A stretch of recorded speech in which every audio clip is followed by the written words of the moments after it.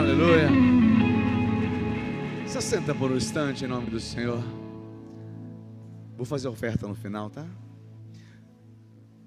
A Bíblia nos garante que os famintos serão saciados. E a gente entende que ela é muito certa. E se você está faminto, você será saciado. Agora, se você está cheio, como saciar um estômago que já recebeu? A palavra dessa noite, eu tenho certeza que ela vai mexer contigo. Nós queremos algo de Deus. Quantos desejam algo de Deus?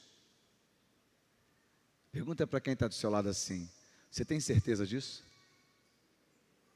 Abra a tua Bíblia no livro de Marcos, capítulo 5. O pessoal do Data Show está com um problema no telão ali, eles estão resolvendo lá.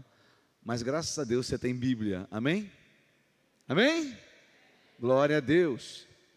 Você tem Bíblia, você tem smartphone. Eu prefiro que você tenha a Bíblia no papel, né? E o smartphone fique por necessidade. Mas o papel é bom, né? E a gente sempre foi conhecido como o povo da Bíblia, não o povo do telefone. É tão complicado quando os nossos conceitos eles começam a ser mudados. O povo que carregava aquele livro da capa preta, aí o livro da capa preta foi ficando o livro da capa colorida, agora é o povo do smartphone. Não que você não possa ter, mas tem uma Bíblia em casa, é bom. E se possível, traga ela para a igreja também. Marcos 5, a partir do versículo 21.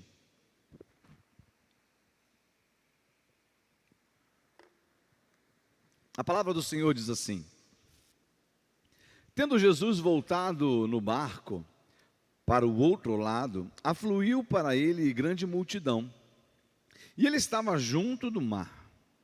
Eis que se chegou a ele um dos principais da sinagoga, chamado Jairo, e vendo-o, prostrou-se aos seus pés, e insistentemente lhe suplicou: minha filhinha está à morte, vem, impõe as mãos sobre ela, para que seja salva e viverá. Jesus foi com ele. Grande multidão seguia, comprimindo. Aconteceu que certa mulher, que havia 12 anos, vinha sofrendo de uma hemorragia e muito padecera à mão de vários médicos, tendo despedido tudo quanto possuía, sem contudo nada aproveitar, antes pelo contrário, indo a pior. Tendo ouvido a fama de Jesus, vindo por trás dele, por entre a multidão, tocou-lhe a veste, porque dizia: se eu apenas lhe tocar as vestes, ficarei curada.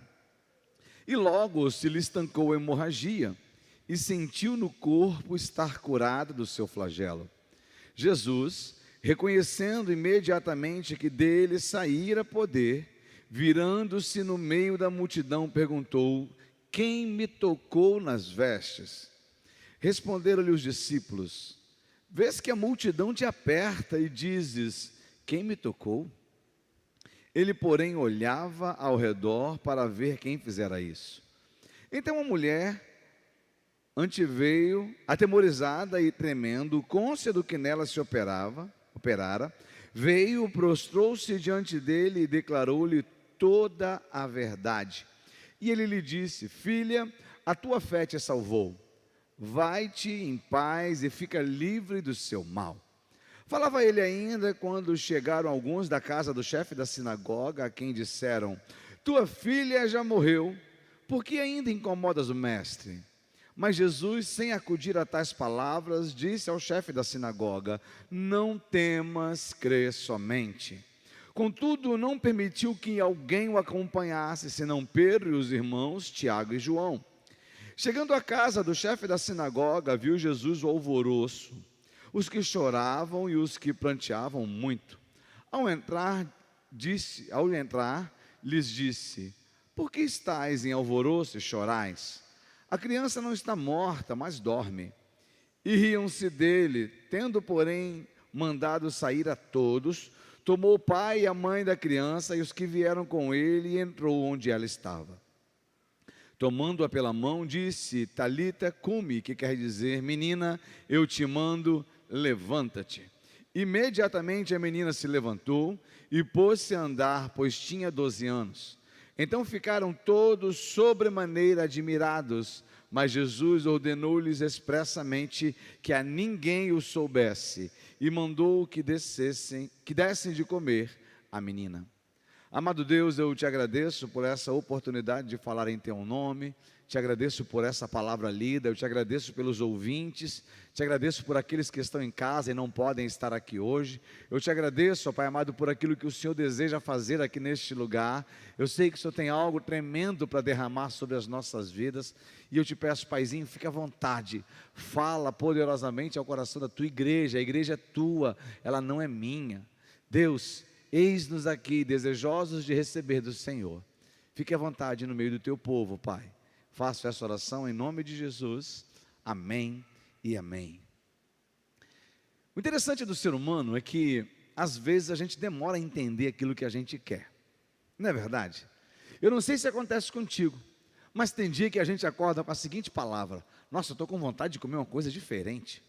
Normalmente mulher faz isso, né? Está acostumada com o próprio tempero, com a própria comida, vai chegando a hora do almoço e dá aquela olhada para o marido, na realidade é uma olhada tipo que indireta, né? E fala assim, estou com vontade de comer alguma coisa diferente.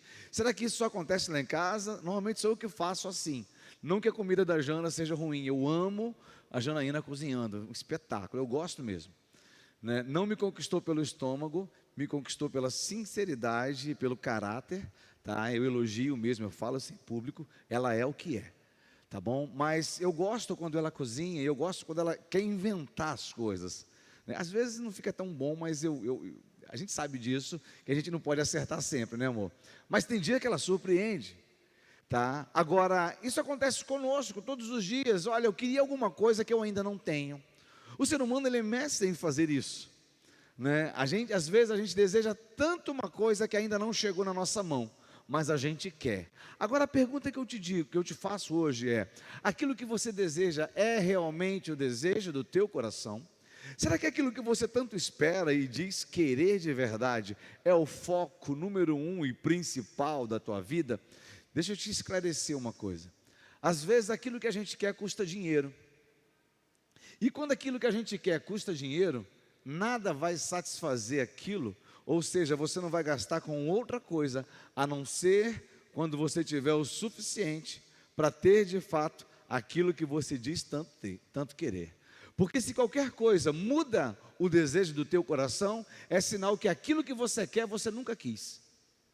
Foi apenas assim, uma nuance, um lance meio que transitório, temporal, não é verdade? Porque quem quer de verdade só desiste se não tiver jeito. Estou errado? A gente precisa ser definitivo na nossa vida, porque tem muita gente que pagou um preço muito alto pela insegurança, e pela indecisão e pela incerteza, que vive hoje a tua vida em muitas áreas frustradas, porque nunca foi aquilo que queria ser e nunca teve aquilo que diz que um dia queria ter.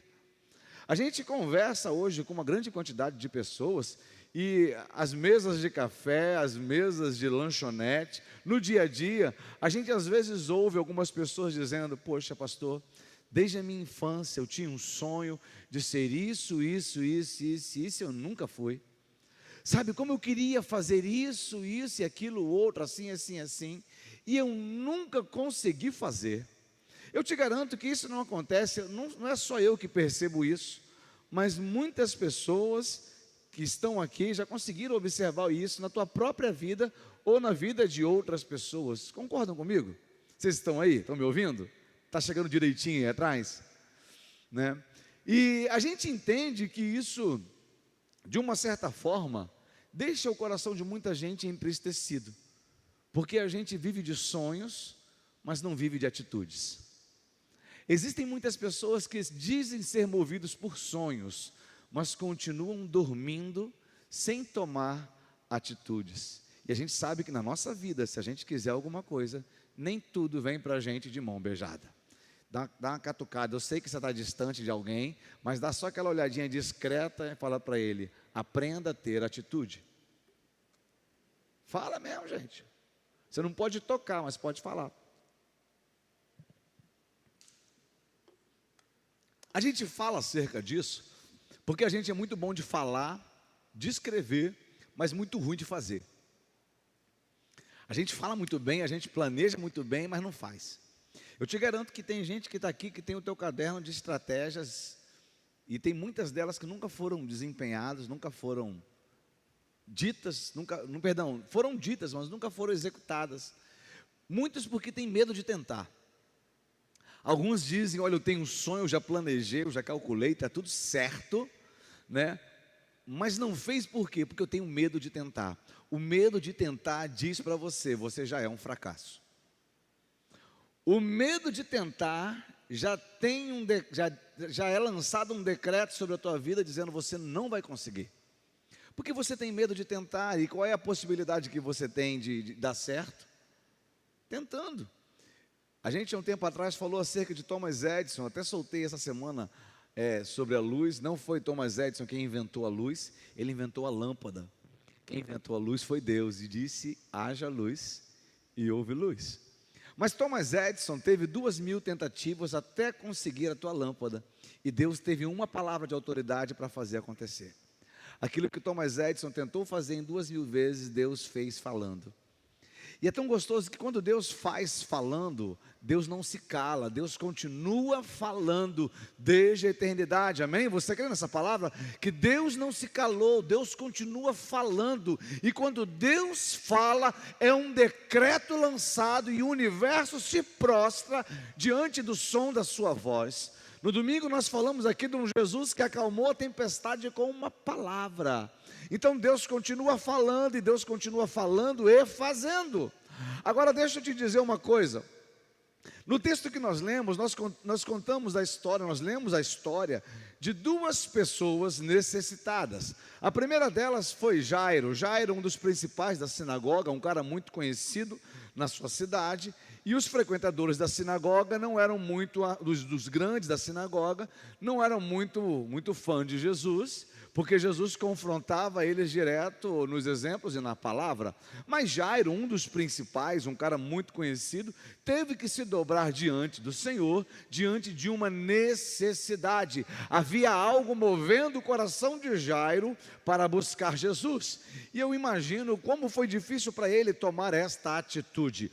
De repente, eu não sei, a Bíblia não relata qual o sentimento que Jairo tinha acerca de Jesus antes da enfermidade da tua filha.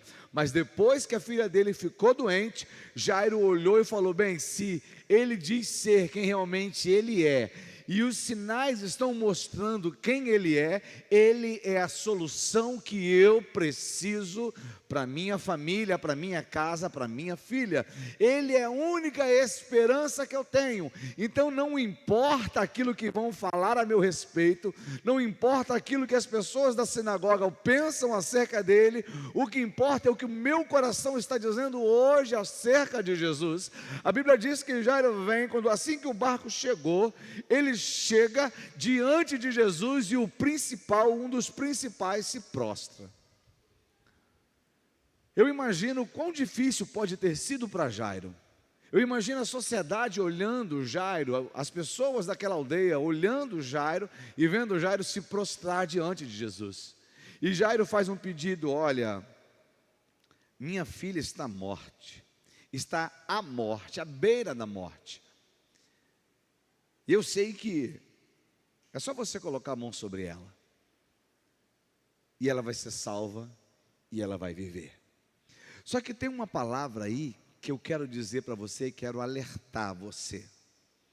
No versículo 22 diz assim: eis que se chegou a ele um dos principais da sinagoga, chamado Jairo, vendo, prostrou-se aos seus pés e insistentemente suplicou. Aquilo que você tanto deseja é o que move o teu coração? Será que as orações que você fez, o tempo que você busca, é decisivo para que aquilo aconteça? Eu digo que esse texto diz que Jairo suplicou insistentemente. Eu não sei o que você entende por insistentemente, Mas alguém que tem um objetivo e luta insistentemente, qualquer outra solução, qualquer outra resposta, qualquer outro caminho, qualquer outra condição, não traz paz a este coração, a não ser que ele consiga o resultado esperado. Jairo saiu de casa com um propósito: eu vou trazer Jesus aqui, ele vem comigo, porque basta ele tocar na minha filha e ela vai ser restaurada. Jairo sai de casa com a filha doente para buscar a cura. E após insistir com Jesus, Jesus olha para ele e diz: eu vou contigo. Eu não sei você, mas se você sai de casa com um interesse de buscar uma palavra vinda de Deus, buscar uma direção dada por Deus, e o próprio Deus diz: eu vou contigo, não vou dar uma palavra, não vou dar uma ordem, não vou dar uma direção, eu vou contigo. A Bíblia diz que Jairo leva Jesus para casa, só que Jesus não estava sozinho. Jesus tinha os seus discípulos, só que eles não estavam sozinhos. Do lado de Jesus sempre tinha uma grande multidão. E a grande multidão acompanhava Jairo, Jesus e os discípulos até a casa de Jairo. Eles estavam no caminho, só que no meio do caminho acontece uma outra situação. Uma outra pessoa, uma mulher que há 12 anos sofria de um fluxo menstrual constante, era uma grande hemorragia e ela sofria 12 anos por isso. Eu não sei você, mas aturar uma mulher com 12 anos de TPM deve ser complicado demais. Às vezes, num tempo pequeno, né, a mulher, eu não digo da minha parte, mas a própria mulher. A gente fala a respeito da TPM, mas por que a mulher fica assim desse jeito? Porque essa situação mexe com os hormônios, mexe com a estabilidade, tira o humor, tira a vontade. Isso nesse tempo. Naquela época, ela ainda sofria simplesmente uma separação, porque toda mulher, quando entrava no teu ciclo, no teu seu período, ela era separada dos demais e ninguém podia tocar nela. Em alguns casos, ela tinha até um quartinho do lado de fora de casa. E essa mulher, ela sofria há 12 anos. Ela vivia há 12 anos. Eu imagino como estava o seu coração por essa exclusão, pelas festas que ela perdeu, pelas vezes que ela não pôde estar com a família. Eu imagino como que ela estava, porque o texto diz que ela gastara todos os seus bens tentando ficar boa. Eu imagino como ela deveria estar fraca, porque 12 anos perdendo sangue, certamente esta mulher deveria estar muito fraca e debilitada. Mas ela vê uma grande multidão, ela vê Jesus, ela vê aquele que poderia mudar a tua história no meio do povo, e o texto diz que ela veio por trás com uma ideia. É tão interessante, porque o Espírito Santo coloca no nosso coração uma ideia, uma meta, e às vezes as pessoas querem nos obrigar a viver naquilo que elas acham que é, mas não naquilo que o Senhor já ministrou no teu coração. O texto diz que ela pensou dentro de si: se eu apenas tocar a orla do vestido dele. O texto diz que ela vem por trás, no meio daquela multidão, ela se esforça e ela toca. E quando ela toca, o Senhor para. Percebe que a insistência de Jairo foi para que Jesus fosse com ele, era para que Jesus andasse, e a insistência desta mulher fez Jesus parar. Não importa se Jesus está parando ou se Jesus está andando, o que importa é que Ele vai te atender de acordo com a tua insistência e necessidade. Ele para nesse momento e Ele fala: alguém me tocou. E os discípulos até riem, dizem: mestre, o senhor deve estar brincando conosco, tem uma multidão grandiosa à nossa volta, como que o senhor pode dizer alguém me tocou? E ele diz: olha, alguém me tocou de forma diferente, eu senti saindo virtude de mim, alguém me tocou. E ele procura dentro daquela multidão, daqui a pouco ele vê essa mulher, e ele olha para a mulher e ela diz: eu te toquei. Era muita audácia dessa mulher também poder falar: eu te toquei, mas ela tinha certeza de que ela tinha tocado, e Jesus tinha certeza de que alguém havia tocado. E eu te digo, quanta gente tinha tocado em Jesus, mas alguém tocou diferente nele. E ela diz: olha, eu fui tocada. E a Bíblia diz que ela relatou 12 anos de história para ele. Conversar com uma mulher disposta a falar meia hora é bom, falar acerca do seu dia, mas ela quis relatar para Jesus 12 anos de história. Era um papo bom, e Jesus tem paciência para ouvir, e ele ouviu 12 anos de história. Eu imagino ela relatando: olha, tudo começou quando eu tinha tantos anos de idade. Sabe, eu achei que ia ser só 7 dias, mas não foi. E aquilo foi se propagando. No segundo mês foi assim, no terceiro mês foi assim, no segundo ano, e no terceiro ano. E Jesus ouvindo calmamente aquela mulher contando 12 anos de história. Dizer para você que o foco é na mulher contar a história, mas eu quero pensar, fazer você pensar, quem estava assistindo tudo aquilo? Jesus, a multidão, os discípulos e um pai desesperado para que Jesus chegasse na casa dele a tempo. Jairo estava ali, vendo tudo acontecer. Quando aquela mulher termina de contar, eu imagino Jairo falando assim: agora sim o mestre pode ir comigo. E quando Jesus ia retomar a caminhada, a Bíblia diz que os amigos de Jairo chegam e dizem: não incomoda mais o mestre, porque a tua filha já morreu, já não precisa que ele vá à tua casa. Mas não foi Jairo quem respondeu, foi Jesus quem respondeu para Jairo, e diga para ele: olha, não temas, crê. E ele continua a caminhada com Jairo até em casa. Quando eles chegam em casa, tinha uma multidão chorando e uma multidão pranteando, e chega Jesus e pergunta: o que está acontecendo? E ele diz: a menina não está morta, a menina está dormindo. O interessante é que as pessoas mudam de humor diante da fé das outras pessoas, de uma hora para outra. As pessoas que estavam chorando e pranteando, quando Jesus dá uma palavra de fé, elas começam a rir pela palavra de fé lançada por Jesus. E Jesus disse: olha, só quem vai entrar comigo, o pai, a menina, o pai, a mãe da menina, Pedro, Tiago e João, a gente vai subir. Ele chega lá em cima com autoridade, estende a mão, segura na mão da menina e diz: Talita cumi, eu te ordeno, menina, levanta-te. E a menina foi curada. Essa história é uma história muito interessante. E eu queria me atentar contigo em 3 pontos desta história, muito rápidos, eu não vou demorar hoje. O primeiro ponto que eu queria me atentar contigo é que aquilo que você deseja é realmente o motivo que te leva a dobrar o teu joelho e orar? Aquilo que você tanto espera para a sua vida é o que te move? Ou você tem buscado como criança tantas outras coisas e não deseja nenhuma delas? Às vezes a gente abre mão daquilo que a gente tanto deseja por algo que brilha nos nossos olhos. Normalmente criança é assim, às vezes de longe ela nem vê o que é de verdade, mas se brilhou, tem uma cor forte, sai som, às vezes ela troca aquilo que é tão puro, tão verdadeiro, por algo que chama a tua atenção. E às vezes a gente é traído pelo nosso olhar.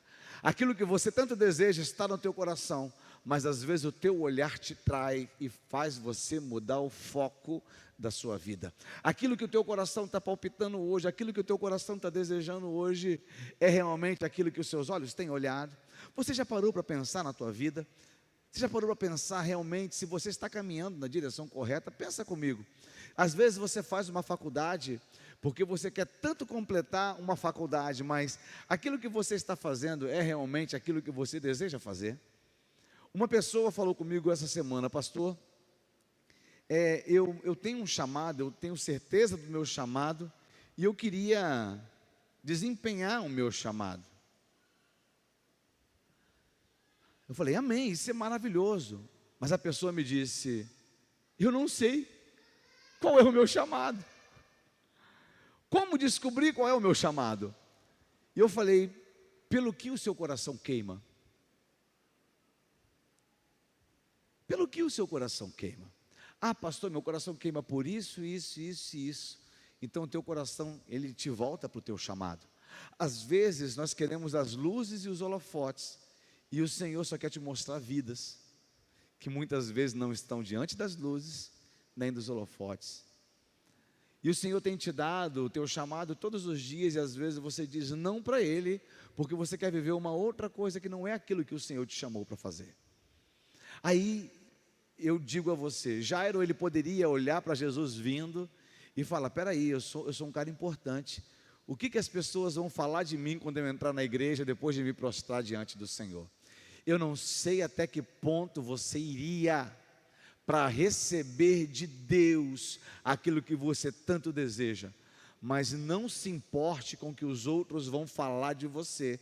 Se importe com aquilo que Cristo pode fazer na tua vida. Eu não sei o que as pessoas vão dizer acerca de mim. Eu não estou preocupado com pessoas. Eu estou preocupado com aquilo que o Senhor já disse a meu respeito. Qual é o foco da tua vida? Ei, Noé, quando ele recebe de Deus uma missão, ele demorou 100 anos para construir um barquinho.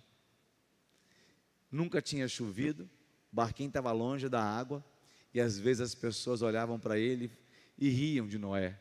Mas Noé tinha uma missão e não estava preocupado com a gargalhada dos incrédulos, mas com a alegria do Deus que o comissionou. O que te move? Será que você está indo ao extremo? Será que você tem realmente movido forças? Ah, pastor, estou muito necessitado. O fato de você estar necessitado não quer dizer que você está determinado. É muito simples descobrir se essa é a vontade do seu coração. Qual foi a última oração que você fez? Você lembra?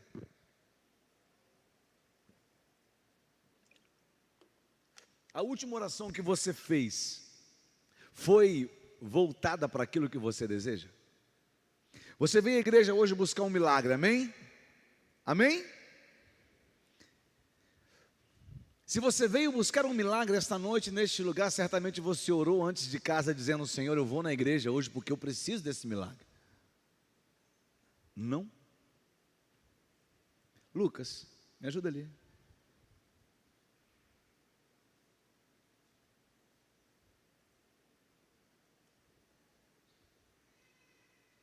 Será que eu só me arrumei correndo e vim para a igreja?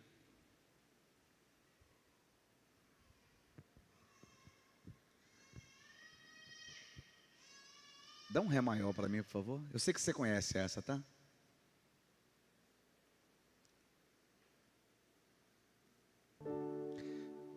Mestre, eu preciso de um milagre. Transforma a minha vida, meu estado. Faz tempo que eu não vejo a luz do dia. Estão tentando sepultar minha alegria.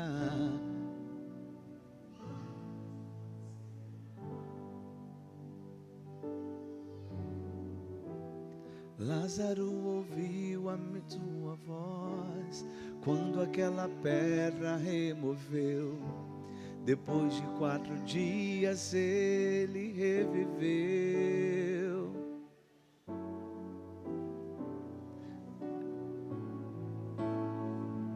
Aquilo que só o teu nome tem todo o poder. Eu preciso tanto de um milagre.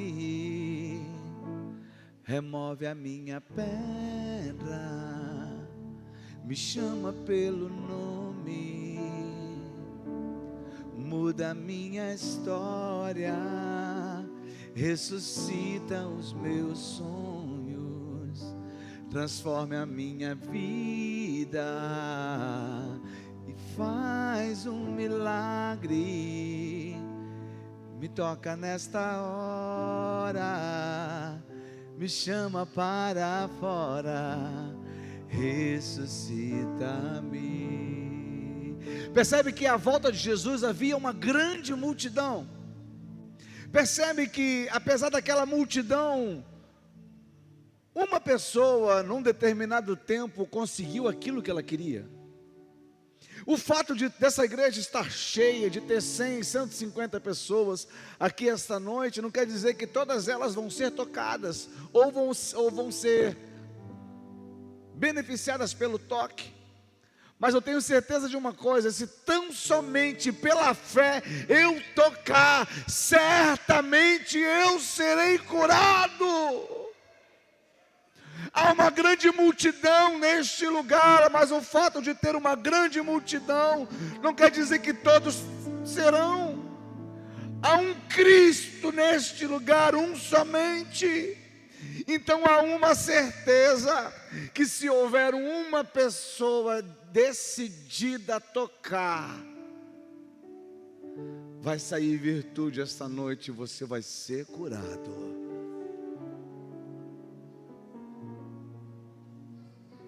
Jesus quer curar.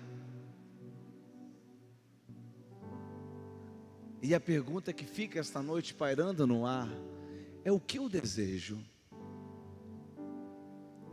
Quantos querem tocar no Senhor esta noite? Então a gente precisa sair do campo do eu acho para o ambiente do eu quero e eu vou. Quando Jesus ele disse para Jairo: eu vou contigo, eu imagino o coração de Jairo se enchendo de esperança. Eu imagino o coração de Jairo dizendo: eu estou levando comigo a cura para casa. Ela ainda não está, mas vai ficar. Havia no coração de Jairo uma certeza. E o segundo ponto que eu quero chamar a tua atenção nesta noite é que no meio do caminho alguém interrompe Jairo. Alguém interrompe Jesus. Alguém faz Jesus parar. Jairo tinha feito Jesus andar, mas alguém fez Jesus parar. Eu não sei você, mas quantas vezes você veio na igreja com um pedido no coração? Quantas vezes você veio para o culto com um desejo no coração? E você diz: Senhor, faz hoje na minha vida, opera hoje na minha vida um milagre, muda hoje a minha história. E de repente a pessoa que está do seu lado, ela é curada. De repente a pessoa da sua esquerda, ela é transformada. E você vem de culto em culto percebendo que tem um monte de gente sendo tocado, e sendo curado, e sendo transformado. Percebe-se que esse ambiente da mulher, do fluxo de sangue, mostra um Jesus amando, curando, poderoso, fazendo, uma mulher feliz que foi transformada, a multidão surpresa. Mas esse ambiente, ninguém cita a história de Jairo nessa hora. Será que Jairo foi correndo para casa? Será que Jairo virou as costas? Mas eu imagino que ele estava olhando Jesus fazer na vida de alguém. Eu não sei se você consegue imaginar dessa forma. Algumas pessoas não conseguem se alegrar com o milagre que Deus faz na vida de outras pessoas. Mas aquele que crê, aquele que confia em Deus, quando Deus opera um milagre na vida de alguém, deve servir para ele da seguinte forma: se Deus fez na vida do Ramon, Ele vai fazer na minha vida também. Se Deus levantou a vida do Jonathan, Ele vai levantar a minha vida também, porque está tão pertinho de mim, e eu sei que cedo ou tarde vai chegar a minha hora. Mas algumas pessoas olham e dizem assim: fulano, por que Deus faz na vida de fulano? Será que ele é melhor do que eu? O nome disso é inveja.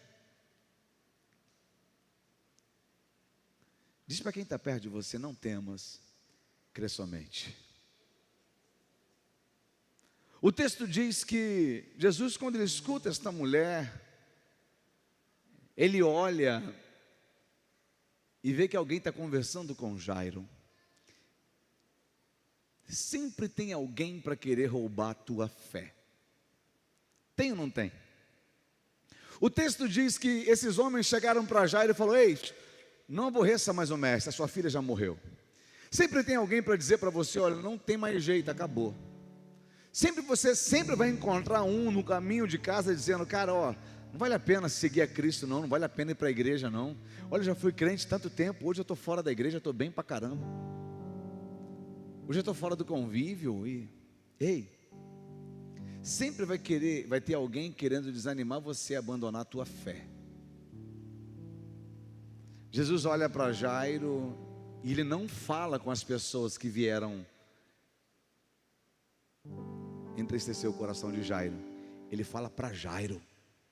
Ele diz para ele: não temas, crê somente. Não tenha medo, creia. No domingo passado a gente falou acerca dessa colocação. Quando Jesus ele acalma a tempestade, ele pergunta para os discípulos: por que vocês estão com medo? Aonde está a vossa fé? Ele não perguntou: por que vocês estão com medo? Porque para quem já está com Jesus, o medo já não existe. A fé ela até oscila, Mas para quem está com Jesus, ele crê somente. E Jesus, ele diz, olha, vem comigo. Só que nessa hora, ele seleciona. Ele fala, vem comigo, Pedro, Tiago, João e Jairo. E ele vai até a casa de Jairo. Lembra que eu falei daquele povo que muda de humor? Aí daqui a pouco a gente vai orar por você. Você vai sair do culto aqui motivado. Você vai sair do culto aqui feliz. Você vai sair do culto aqui com a palavra de esperança, com a palavra de fé, com a palavra de ânimo. Porque você decidiu tocar. Porque você decidiu alcançar. Você decidiu crer, amém?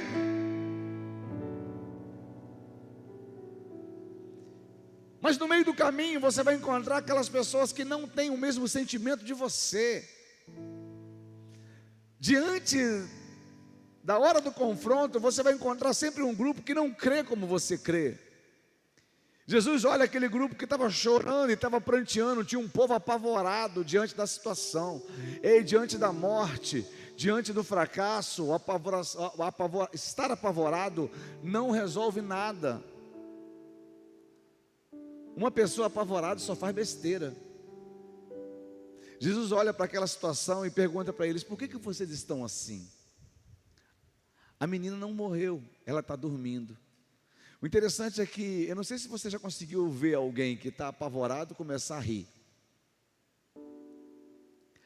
As pessoas, elas mudam o seu humor diante da tua fé, você sabia disso? Não porque elas estão felizes, mas porque elas não conseguem crer no nível que você crê. Porque quem chegou com você foi Jesus, e Jesus não estava com elas.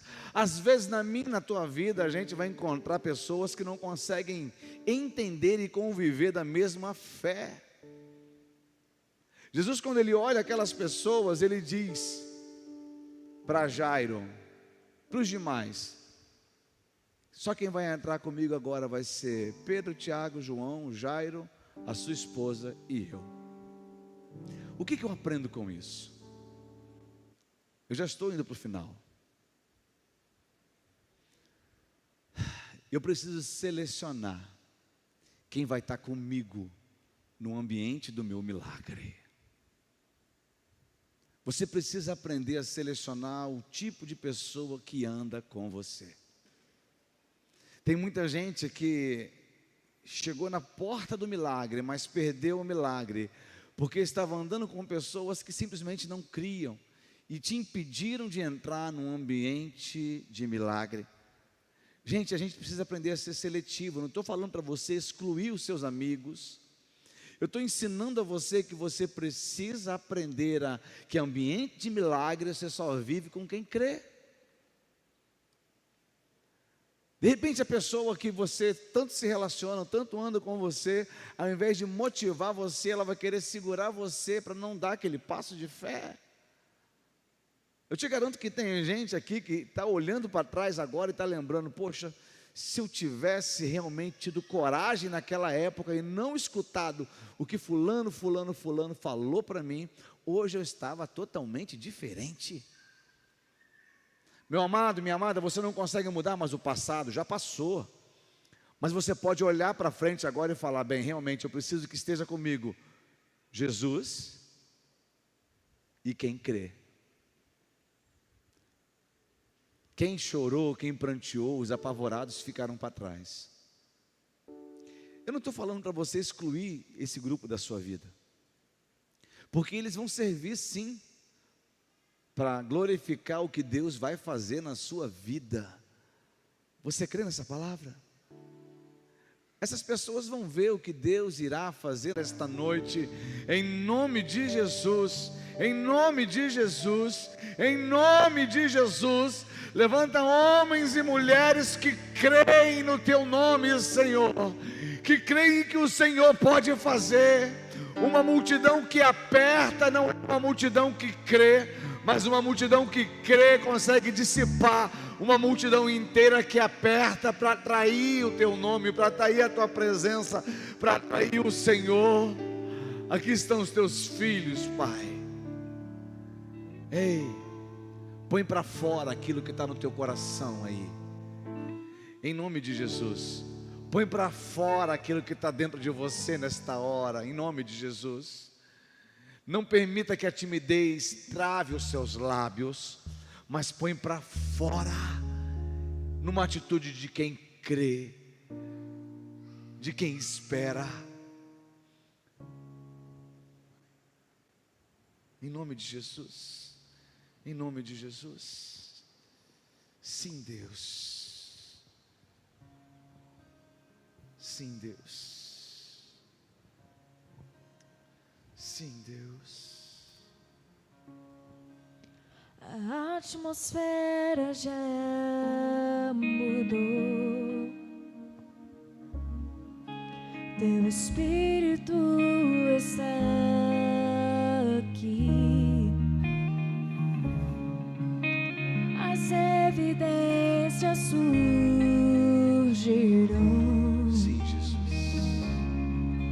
Teu Espírito está aqui. Sim, Jesus. A atmosfera já mudou. Teu coração já não é mais o mesmo. O teu Espírito está aqui. Creia, creia, creia que Ele está aqui. E as evidências surgirão.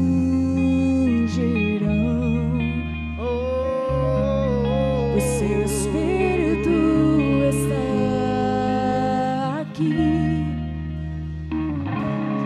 Flua neste lugar, transbordar o teu amor que nos envolve.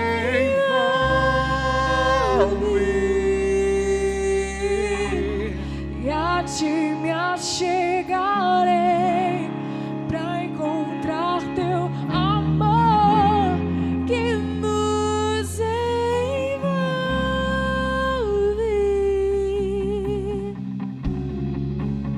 A atmosfera já mudou. Quero convidar o ministério de intercessão.